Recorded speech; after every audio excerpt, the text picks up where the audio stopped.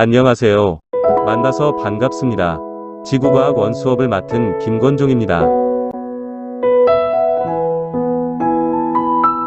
결과보다는 과정이 중요하다고 제가 늘 강조합니다.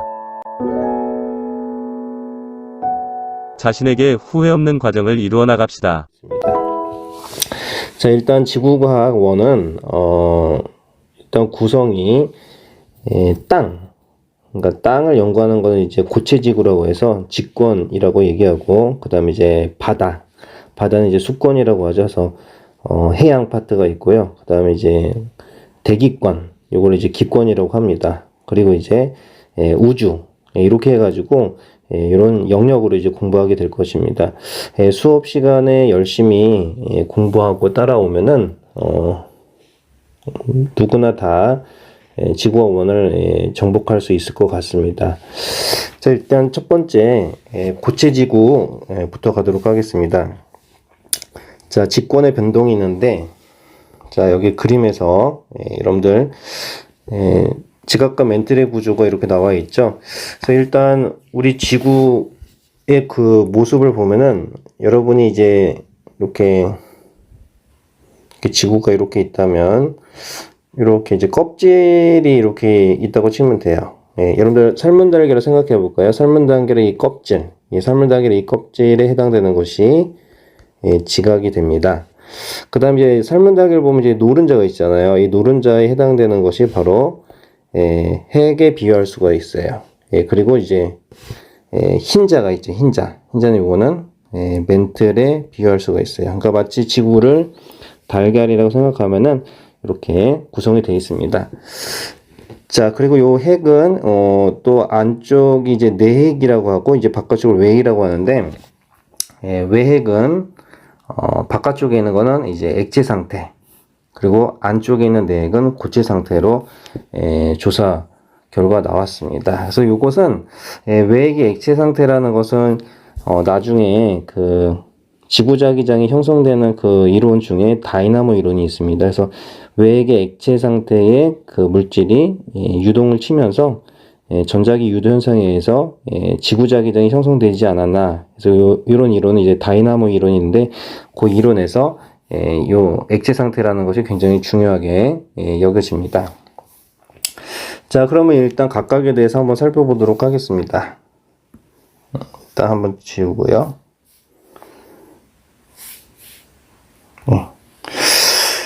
자, 그러면 이제 직권의 구조에서 살문달걀의 껍질에 해당되는 게 있죠. 자, 요것은 이제 지각이라고 하는데, 자, 지각은 대륙 지각과 이제 해양 지각으로 이제 나눌 수가 있어요. 그래서 이 그림에서 보면은 이 해양 지각이 이렇게 상당히 얇고요. 그리고 이제 대륙 지각은 이렇게 두껍습니다. 자, 요거는 이제 왜 두께가 다르냐? 지금 아래쪽에 있는 지금 멘틀이라는 그 물질이 있는데, 이 멘틀 위에 지각이 나무 토막처럼 둥 떠 있는 상태입니다. 그래서 이걸 뭐라고 하냐면 지각 평형설이라고 얘기하는데, 지금 여러분이 뭐 이렇게 생각해 볼까요? 이렇게 수평 저울이 있어. 그치? 수평 저울이 있는데, 여기다가 이제 밀도가 큰 이 철을 여기다 놓고요. 그리고 밀도가 작은 솜을 놓는다 치면은 어떻게 하면 이렇게 평행을 맞출 수 있을까? 한번 생각해 봅시다. 일단 뭐 철은 밀도가 크니까 조금 놔도 그냥 확 이제 밑으로 떨어지겠죠. 근데 밀도가 작은 솜은 엄청 많이 이렇게 놔야지 이렇게 평행을 맞출 수 있을 것 같아요. 그렇죠? 자, 그러면 이 밀도가 상당히 큰 이 부분을 우리가 해양지각에 비유할 수 있어요. 해양지각은 주로 현맘으로 되어 있어요. 현맘. 그리고 밀도가 보면은 3.0g/세제곱 cm라고 하죠. 여기 3.0도가 되고, 그 다음에 이제 가벼운 솜에 해당되는 것이 대륙지각에 해당될 수 있어요. 보세요. 이거는 이제 화강암질로 되어 있는데 밀도가 2.7이에요. 그러니까 해양지각의 밀도가 상당히 크죠. 크고, 그러면 지금 요 상태에서 보면은 두께가 얘는 이렇게 조금 얇고 얘는 두께가 굉장히 이제 부피가 이렇게 커야 되는데, 자, 그러면 이제 해양지각 같은 경우에는 밀도가 크기 때문에 이렇게 두께가 얇고 얘는 두껍다고 해석할 수가 있죠. 자, 이런 상태에서 이제 평형을 맞춰서 이제 이렇게 둥 떠 있다. 지금 멘틀 위에 둥 떠 있다고 생각하시면 되겠습니다. 그래서 대륙지각은 두께가 상당히 두껍고 밀도가 상대적으로 낮고, 그 다음에 해양지각은 두께가 얇고 대신 밀도가 크다, 이렇게 생각하시면 되겠습니다. 자, 그 다음에 이제 지각 바로 밑에 보면은 이제 멘틀이 있어요. 이 멘틀은 그러니까 이렇게 생각하면 돼. 그러니까 지구 내부로 들어갈수록 아래쪽에 있는 것이 밀도가 커요. 그래서 멘틀이 지각보다는 밑에 있기 때문에 밀도가 더 큽니다. 주로 이제 감람암질 암석으로 되어 있어서 지금 이 지각보다도 밀도가 상당히 큰 물질로 되어 있습니다. 자, 그 다음에 지우고, 자, 요 그림 요 잘 보시고요. 자, 그 다음 이제 판구조론, 플레이트 텍토닉스라고 얘기를 하는데, 이 판구조론이 어떻게 이제 나왔는지 그 과학적인 측면에서 살펴볼 필요성이 있습니다. 제일 첫 번째가 바로 이제 대륙 이동설이라고 있어요. 대륙 이동설. 이게 무슨 말이야? 그러니까 대륙이 이동한다는 학설이죠. 1915년 베게너라는 사람이 대륙과 해양의 기원이라는 이 책을 통해서 말을 했어요. 자, 이 시기를 좀 잘 알아둬야 돼요. 고생대 말에서 중생대 초, 요때 좀 떨어져 있던 대륙들이 하나로 모여가지고 초대륙인 판게아를 이루었다. 요 사실이 이제 중요하죠. 이 판게아가 생긴 다음에, 그러니까 초대륙을 생긴 다음에, 그러니까 떨어진 대륙이 하나로 뭉쳐서 있다가 중생대 초까지 이렇게 있다가 그 이후에 점차 분리가 돼서 현재와 같이 이렇게 대륙 분포로 이제 찢어졌다는 그 이론입니다. 자, 여러분들 여기서 중요한 거는 이제 뭐 좀 이런 건 좀 상식적인 측면에서 대륙 이동설을 누가 주장했냐? 베게너. 침대 밑에 베개 넣어라. 농담이고요. 그래서 베개너. 그 다음에 이제 초대륙이 뭐냐? 판게라고 그랬죠. 삽으로 땅을 판게야. 그것도 농담이야. 그래서 이제 침대 밑에 베게너라는 사람이 주장했고, 그 다음에 중심은 판게아다. 이 판게아 이후에 서서히 대륙이 이렇게 분리가 되었다, 이렇게 생각하시면 됩니다. 자, 그러면 이때 당시에 대륙이 이동했다고 주장한 이 학설을 사람들이 믿었을까? 근데 땅이 움직였다고 생각하니까 그때 사람들은 도저히 이해가 안 되는 거죠. 왜냐면 땅이 움직이는 속도가 너무 느려가지고 뭐 움직이지 않은 것처럼 느껴지는데 베게너라는 사람이 이제 대륙 이동한다는 얘기를 하니까 이제 뭐 다 믿지 않았죠. 그래서 이제 베게너가 증거를 제시한 게 있는데, 요것도 여러분이 잘 정리해야 될 것 같아요. 자, 일단 첫 번째 한번 볼까요? 첫 번째 증거는 무엇이냐? 자, 요 밑에 있는 그림을 잘 보시면 되겠는데, 지금 요 그림에서 보면은 이제 베게너라는 사람이 지금 대서양 바다가 어디야? 대서양 바다가 지금 여기죠. 대서양 바다. 이 대서양 바다에 보면은 이쪽에 이제 남아메리카 대륙 요 해안선이 있단 말이야.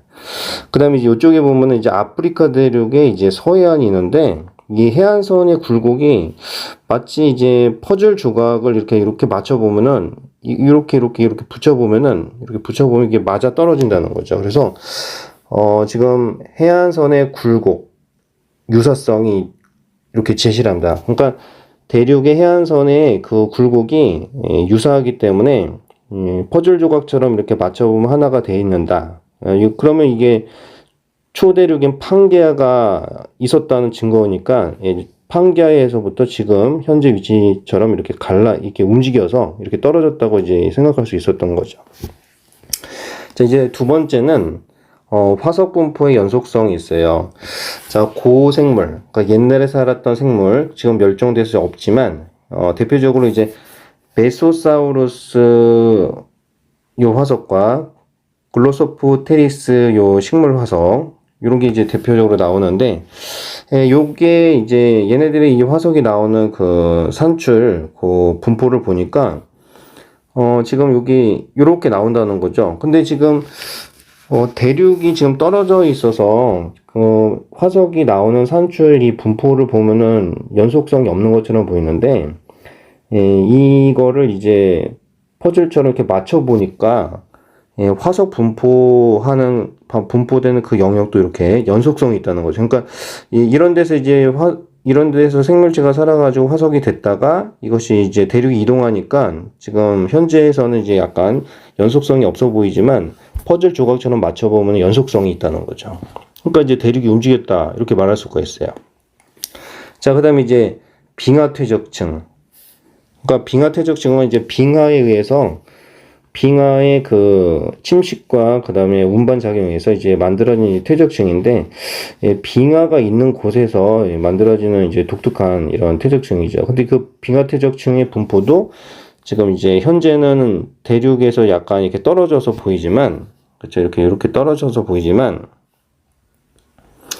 이거를 이제 대륙을 이제 퍼즐 조각처럼 맞춰보면 이것도 연속성이 있다는 거예요. 그러니까 대륙이, 팡기아 상태에서 빙하 퇴적층을 만들었고 그 위에 이제 대륙이 움직여서 지금처럼 흩어져 있다는 거죠.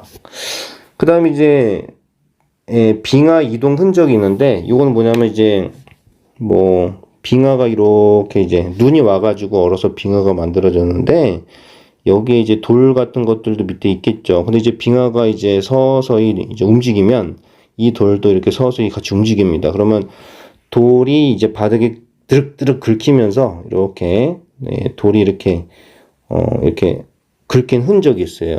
이걸 우리가 찰흔이라고 하는데 그 찰흔의 방향성을 한번 살펴봤어요. 그래서 여기 화살표로 이제 나타난 건데, 자 한번 지워볼게요. 이거는 이렇게 확대해 보면.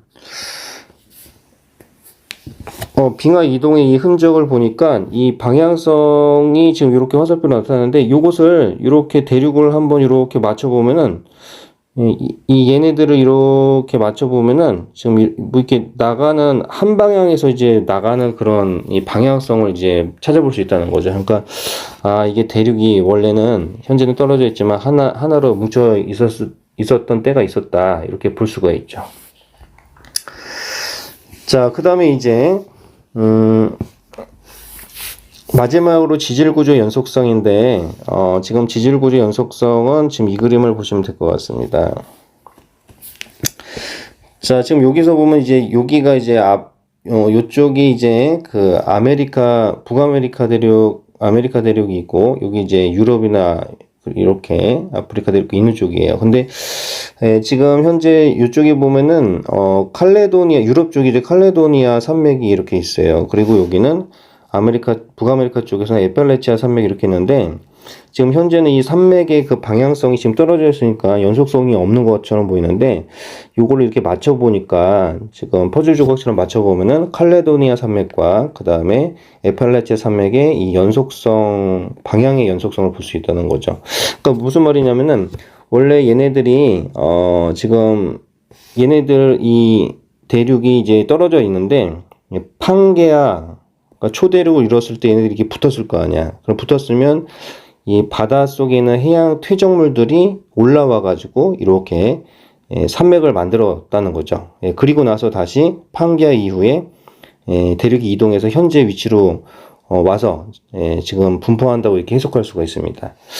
자, 그러니까 일단 현재는 지금 이제 베게너가 주장을 한 그 대륙 이동의 증거는 대체적으로 보면은 현재 대륙이 떨어져 있어서 뭐 빙하 퇴적층이나 그다음에 이동 흔적이나 지질 구조 이런 것들이 연속성이 없지만 퍼즐 조각처럼 팡기아 상태로 복원해 보면 연속성이 있다. 그러니까 팡기아가 있었다는 증거. 그러니까 팡기아가 있었다는 것을 이제 증명하면은 현재 떨어져 있으니까 대륙이 이동한다고 이제 해석할 수 있다는 거죠. 근데 이제 사람들이 이제 베게너가 이렇게 주장을 한 것을 그렇게 뭐 이렇게 증거 자료로 이렇게 명확하게 받아들이지 않았습니다. 그래서 이제 대륙 이동의 한계성이 있는데 그 대륙을 이동시키는 그 원동력, 이 원동력이 무엇이냐 여기에 대해서는 설명을 하지 못했습니다. 그래서 이제 머리를 짜낸 거지, 베게너가. 그래서, 그러면 지구가 자전하지? 그럼 자전에 의해서 이제 원심력이 발생하니까 그 원심력으로 대륙이 움직인다고 이제 얘기를 했고, 그리고 또 이제 달의 기주력. 그러니까 달이 우리 지구를 잡아당겨서 이제 밀물과 썰물 이런 조성력을 일으키는데, 그 달의 기주력 때문에 대륙이 움직인다고 했는데, 요거는 그렇게 뭐 신빙성이 없는 자료죠. 그래서 베게너의 그 대륙 이동에 대한 원동력을 제시하지 못했다는 것이 이제 큰 한계성이 됩니다. 자, 그래서 다음 페이지 보시면 참 이 선생님이 갖고 있는 이 교환은 선생님이 나중에 여러분한테 드리도록 하겠습니다. 프린트물로. 자, 일단 이 온라인 수업 시간에서는 일단 이 설명을 동영상으로 잘 듣고 여러분이 이해만 하면 돼요. 이해. 그러니까 지구과학은 약간 그림이나 자료 같은 거를 잘 이해하고 잘 해석하시면 됩니다. 자, 베게너가 주장을 했던 그런 것들인데 이제 원동력을 조금 설명하지 못했어요. 그래서 1928년 홈즈라는 사람이 대륙 이동의 원동력을 설명했죠. 멘틀 대류서를 이제 얘기를 합니다. 그러니까 지각 바로 아래에 멘틀이 있는데 그 멘틀이 열대류를 한다고 생각한 거야. 이 멘틀 대류가 이제 대륙 이동의 원동력이라고 주장을 했는데, 그러면 이 고체인 멘틀이 열대류를 한다는 것이 잘 이해가 안 되죠, 사실. 근데 지금 이제 액체나 기체 같은 경우는 이제 열대류에서 이제 움직일 수 있는데, 이 딱딱한 이 고체가 열대류로 움직인다는 거는 이해가 안 돼요, 그렇죠? 그래서 지금 열대류의 발생 원인이 지금 여기에 설명되어 있는데, 멘틀 속에 방사성 원소가 있어요. 방사성 원소가. 그러니까 방사성 원소는 지금 약간 현재 상태가 불안정한 원소가 이것이 이제 다른 원소로 자꾸 변하는 이런 성질이 있어요. 그래서 예를 들면은 우라늄이라는 이 원소는 방사성 원소인데, 이 우라늄이 이제 서서히 가만 놔두면은 다른 원소 이제 Pb 납으로 변합니다. 그리고 이 변할 때 열이 나요.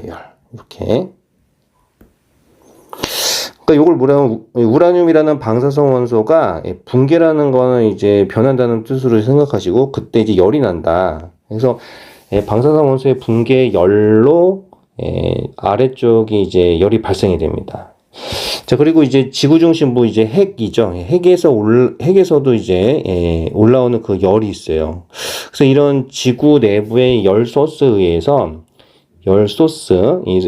의해서 멘틀의 그 하부가 이제 뜨거우니까 이것이 이제 온도차가 생겨서 부분 용융 상태, 파셜 멜팅이라고 하는데, 고체도 부분적으로 녹아있는 이런 상태가 돼서 약간 유동성이 있는 고체가 될 수가 있어요. 그래서 멘틀 대류의 상승부, 이거 지울게.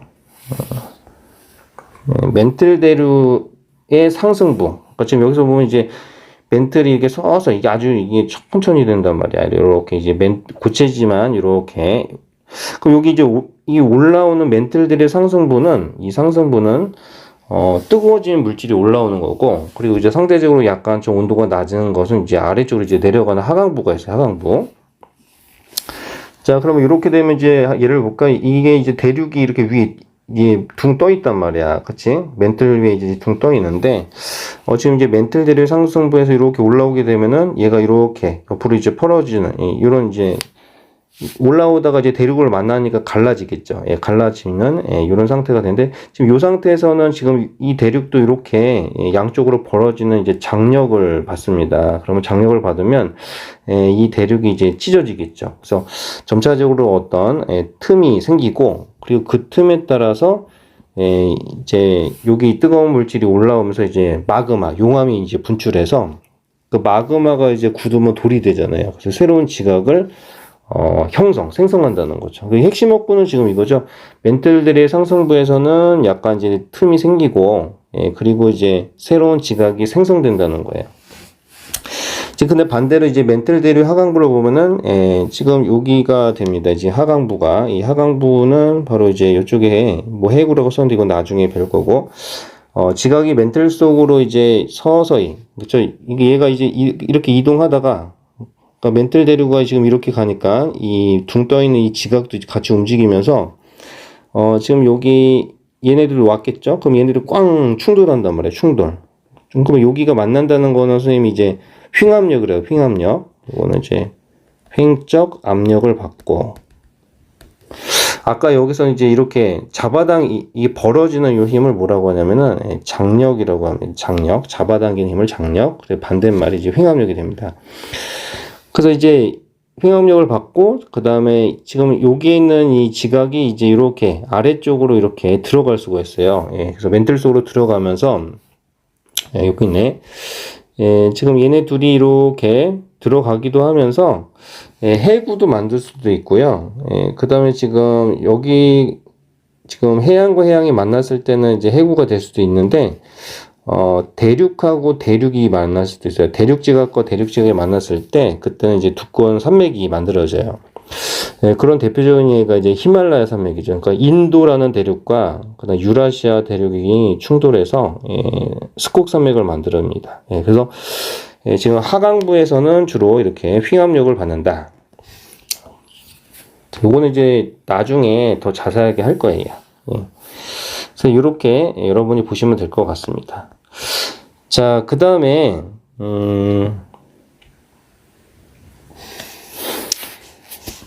해저 지형 탐사가 나오는데, 자, 이거는 뭐냐면은 그 바다 밑바닥을 일단 연구를 해서 그 해저 확장설에 대한 것을 우리가 다시 발견합니다. 그러니까 백인원과 주장을 한 대륙 이동설의 원동력을 멘틀 대류설로 찾았고, 그리고 이제 대륙이 움직인다고 했는데 그럼 바다 밑바닥에는 해양지각은 어떠냐 해서 해저 지형을 탐사를 해봤어요. 그랬더니 마찬가지로 해저 지형도 움직인다는 거, 이거를 해저 확장설이라고 하는데 이제 뒤에 나옵니다. 그래서 일단 대륙을 이제 연구하다가 보니까 해저 지형도 이제 탐사를 하게 된 거예요. 그러면 바닷물이 그러니까 상당히 많고 이런 상태인데 뭐 잠수를 해가지고 이제 지형을 탐사하는 방법이 굉장히 힘들잖아요. 그래서 일단 해저 지형을 탐사하는 방법은 그러니까 우리가 이제 생각한 게 있어요. 그게 뭐냐면 초음파, 그렇죠? 초음파를 이용해서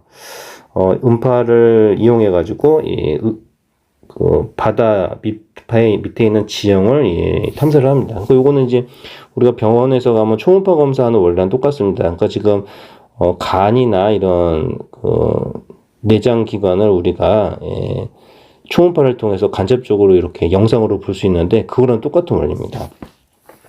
자, 이게 뭐냐면 음향이라는 것은 이제 여기서는 음파를 말합니다. 초음파. 그리고 측이라는 거는 측정하다. 그 다음에 심자라는 거는 이게 뭐냐면 수심이에요. 수심을 측정한다는 거죠. 수심. 그 다음에 방법. 그러니까 이게 무슨 말일까? 그러니까 음파를 사용해서 수심을 측정하는 방법이다. 이렇게 해석할 수가 있어요. 그래서 해양 탐사선에서 우리가 지금 이렇게 이제 배가 이렇게 쫙 있잖아요. 이 배가 이렇게 해서 이렇게 쭉 이렇게 옆으로 가면서 초음파를 이렇게 이게 음파를 이렇게 발사를 하면서 이게 쭉 가면서 스캔을 하는 거야. 그러면 예를 들면은 이제 이렇게 한번 그림 그려볼까? 이게 배가 이렇게 있었는데, 근데 이 바다 밑바닥은 우리가 모르는 거지, 사실. 그 바다 밑바닥의 모습, 지형, 땅의 모형을 지형이라고 하는데 그걸 알아내는 거야. 그래서 이제 초음파를 이제 이렇게 발사를 했다고 쳐봐. 초음파를 발사를 했는데 어디까지 가냐면은 얘가 밑바닥까지 갔겠지? 땅. 그래서 얘가 초음파가 반사돼서 이렇게 되돌아오는, 요 시간을 측정한 거야. 그걸 뭐라고 하냐면 이제 타임, 이렇게. 왕복 시간이라고 해볼까요? 왕복 시간을 측정한 거야. 그 다음에 이제 옆으로 갔을 때 또 초음파를 땅 발사했더니 갔다가 여기 있는 거야. 이렇게 딱 온 거야. 그러면 왕복 시간이 아까보다는 좀 길겠지. 뭐 이런 식으로 해서 스캔해서 쭉 가면은 뭐 왕복 시간이 뭐 이렇게 뭐 긴 것도 있고 짧은 것도 있단 말이야. 그러면 요거를 이 왕복 시간은 바로 이 수심, 이 수심, 요 깊이를 우리가 수심이라고 해서 D라고 해볼까? 이렇게 하면 지금 시간이 있고 거리가 있고 이 초음파의 속도는 우리가 알고 있어요. 지금 여기 물속에서 음파의 속도가 한 1500m/s죠. 예, 그리고 요거는 왕복 시간이라고 하는데 여기 선생님이 T 왕복이라고 쓴 거야. 그러면 여러분이 이제 속도 구하는 식 있잖아. 속도는 시간분의, 그치? 여기서 왕복 시간 쓸게. 시간분의 거리는 얘가 갔다가 오는 시간이죠. 그러니까 거리는 어떻게 될까? 얘가 이제 갔다가, 그치? 가는데 이제 D가 되겠지? 근데 다시 오는데 또 D가 되겠지? 그러니까 여기는 왕복 시간이라고 본다면 2D가 됩니다. 가는데 D, 오는데 D. 그치? 그러니까 속도는 시간분의 거리 이렇게 쓸 수 있는데, 그럼 우리가 구하고자 하는 것은 이거 D잖아. 이 D에 대해서 한번 정리를 해보자. 그러니까 D는 지금 여기 속도에다 왕복 시간 곱할게. 그러니까 T 왕복 시간 곱하기 V. 그 다음에 여기서 2로 나눠버리면 되겠네. 이렇게 되죠. 그러니까 지금 2분의 1 T 왕복 시간 V 해서 이렇게 정리가 됩니다. 예, 여기서 T라는 거는 지금 선생님이 T 왕복이라고 썼는데 지금 왕복 시간은 그냥 T라고 했어요. 이게 무슨 말이냐면은 수심은 TV. 선생님 VT라고 썼는데 TV라고 썼는데 선생님 좋고 TV 텔레비전 반이야. 이거 텔레비전 반이다. 수심은 텔레비전을 반을 자르면 돼? 농담이고. 자, 그래서 여기 요식 있잖아. 요거는 계산 문제에서 잘 나오기 때문에 이거는 꼭 기억하자. 알겠지? 별표. 자, 별표 3개. 됐어. 그래서 여기 수심은 여기 써줄게. 수심은 텔레비전. 너네 텔레비전 보고 싶은데 텔레비전 잘 못 보잖아. 그렇지? 공부하느라고. 그렇지? 이제 그리고 이것이 이제 텔레비전 반하자. 2분의 1 텔레비전. 예, 이렇게 해서 구하면 됩니다. 자, 그래서 또 이거 봐봐. 지금 왕복 시간은 바로 수심하고 비례한단 말이야. 그치? 그러니까 만약에 왕복 시간이 상당히 길다는 거는 수심이 깊다는 거야. 그치? 여기 아까 탐사선 이렇게 그려볼까? 예, 그러면 여기에서 수심이 왕복 시간이 길게 나오면 요 정도 되고, 또 여기서 이제 왕복 시간이 길었어. 그러면은 뭐 이렇게 깊고. 이렇게 해서 이제 왕복 시간 측정했어. 그랬더니, 왕복 시간 짧네? 그럼 이렇게 돼가지고, 요거를 이제 그래프로 그리는 거야. 이렇게 그림을 그려보면은, 뭐 여기서 이제 왕복 시간이 한 요 정도 나왔다는 거야. 그러면 이렇게 그리면은 이게 이 지형의 이 땅의 모습이 된다는 거죠. 그렇게 해가지고 바로, 음향 측심을 통해서 우리가 수심 그래프를 한번 이렇게 그려보니까, 그 수심 그래프의 그 모습이 바로 해저 지형의 모습이 됩니다. 그래서 결론이 뭐냐면 바로 이 해저 지형의 모습도 요걸 알아냈다는 거죠. 예. 자, 그러면은 한번 그림을 크게 확대해서 한번 볼게. 여기서 중요한 건 해령하고 해구야. 자, 여러분들 해저 지형의 대표적인 것이 이제 해령이 있습니다. 해령. 자, 해령은 아까 멘틀 대류의 상승부에서 이게 갈라진 틈이 생긴다고 그랬잖아요. 지금 이게 장력이 이렇게 발생해서. 그러면 여기에 이렇게 약간 틈이 생겼어요. 틈이 생기고 이제 여기서 이제 마그마가 올라오니까 이제 굳어져 가지고 이 바다 밑에 해저 화산 산맥입니다. 예. 그럼 여기서 마그마가 올라와서 이렇게 산을 만들었는데, 여기 보면은 지금 이 단면도로 그려보면 아마 이렇게 그려질 거야. 이렇게 해가지고 이렇게 된단 말이야. 이게 잘 안 보이니까 크게 그려볼게. 이렇게 있는데, 산맥이 있는데, 이렇게 해가지고 이렇게 된단 말이야. 보통 이제 산맥을 그려보면 너네 이렇게 그리잖아. 근데 여기에 보면은 요거하고 요게 모양이 다르지. 뭐 이건 왜 그러냐면 이제 단지 마그마가 올라와가지고 만들어지면 이렇게 돼요. 근데 지금 이게 장력이 발생하게 되면 어떤 일이 벌어지냐면, 요게는 이 성분이 이제 이쪽으로 이제 빠져나가니까, 얘가 이제 이렇게 함몰이 돼서 이런 식으로 함몰이 돼가지고 이런 패턴으로 이제 나온단 말이야. 지금 이렇게. 자, 요거를 뭐라고 하냐면은, 지금 여기 보면은 이게 골짜기처럼 생겼어요. 그치? 이걸 골짜기라고 해서, 이 V자 모양으로, 지금 이 V자 모양으로 생겼는데, 여기 뜨거우니까 열나지. 이 뜨겁지. 열나는 계곡해서 이제 V자 열곡이라고 그래요. 예, V자 열곡. 예. 근데 뒤에 열곡대라는 게 나오는데, 그거는 다른 거야. 그러니까 해령의 정상부는 V자 열곡. 선생님이 이거는 이제, 가르마라고 생각해. 가르마라고 이제 얘기하는데, 자, 잠깐만, 이거 지울게.